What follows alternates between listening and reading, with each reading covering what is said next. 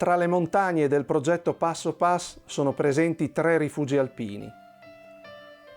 2 di questi, il rifugio Fabiani e il rifugio Zollnersee, si trovano sui lati opposti della cresta carnica di confine, lungo il percorso della Via Alpina Rossa e della traversata carnica. Qui passa anche il sentiero Italia CAI, di cui il rifugio Fabiani è uno dei punti di accoglienza fondamentali per i camminatori. Più a sud, nel cuore del gruppo montuoso Sernio-Grauzzaria, si trova il rifugio Grauzzaria, tappa della Via Alpina Gialla. Lo abbiamo raggiunto per sentire dalla voce dei gestori come trascorre la vita in un rifugio ai nostri giorni. Noi è il terzo anno che gestiamo il rifugio Grauzzaria con grande entusiasmo e grande soddisfazione. Siamo giunti in questo rifugio dopo aver fatto un'esperienza di diversi anni nelle Dolomiti e riuscire a trovare qui un rifugio che si possa ancora definire tale e che abbia appunto le caratteristiche di essere un rifugio alpinistico ed escursionistico, non facilmente raggiungibile, e questa per noi era nella scelta appunto del nuovo rifugio che saremmo andati a gestire, era una prerogativa sine qua non. Il rifugio è molto ben servito da una teleferica che arriva proprio a 2 passi dal rifugio stesso. Per noi questo non è un problema, il fatto di salire a piedi, anzi è stata una delle cose che ci ha fatto sperare di riuscire ad avere la gestione di questo rifugio, proprio perché in questo modo l'utenza si seleziona un po'. La frequentazione qui è molto varia e anche se siamo soltanto a 1250 metri, in realtà ci troviamo in una zona molto alpinistica, perché l'unico sentiero, diciamo, facile, accessibile anche a delle famiglie con bambini, è quello che per arrivare al rifugio sicuramente e che poi porta in mezz'oretta su al Foran delle Gialine, che è una forcella ridente, panoramica, verde.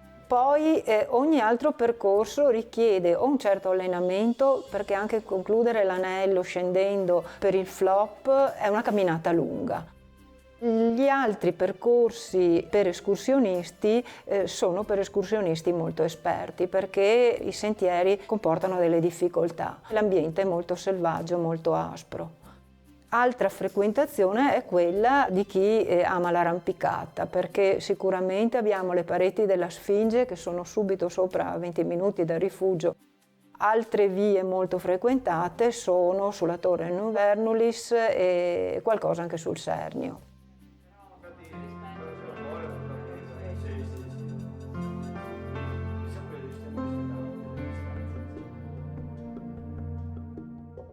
In ogni caso si cerca di essere sempre disponibili, di accogliere i vari tipi di clienti e di soddisfare le loro esigenze, ma l'aspetto un po' spartano del rifugio rimane.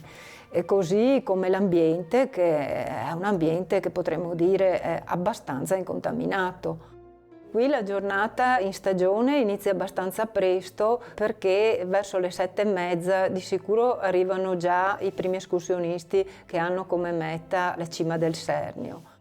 Dopodiché iniziano ad arrivare arrampicatori o le persone che semplicemente vogliono stare qui e godersi un po' il silenzio con la speranza di vedere qualche animale, perché ce ne sono molti. Abbiamo a 2 passi del rifugio, ma questo penso succeda in tutti i rifugi di montagna dove non ci sono strade o confusione, abbiamo cervi, caprioli, camosci, c'è la volpe, ogni tanto passa anche l'orso, non l'abbiamo ancora visto, abbiamo visto solo le tracce, comunque arriva dalla Slovenia e pare che stiano arrivando anche i lupi. E la nostra giornata poi va avanti con una continua affluenza di persone, perché appunto poi ci sono magari quelli che vengono in serata a farsi la corsa a piedi, molti pernottano e diciamo che lavoro non manca. Vorrei sottolineare anche la disponibilità e la collaborazione che i soci del CAI di Moggio sono sempre disponibili a offrire sotto tutti i punti di vista, e questo ci fa molto piacere, perché con molta discrezione, con molto tatto sanno comunque essere sempre presenti e disponibili quando c'è bisogno.